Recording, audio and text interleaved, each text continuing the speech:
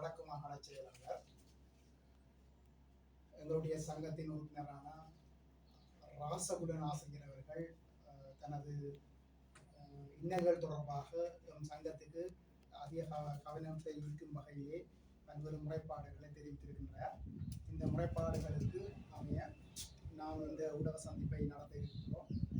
இதன்படி பார்க்கையில் ஆசிரியர்கள் அனுபவித்த இன்னல்களை நாங்கள் வெளிச்சத்துக்கு கொண்டு வருகிறோம்.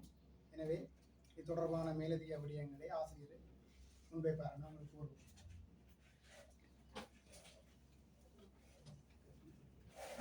அதுக்கு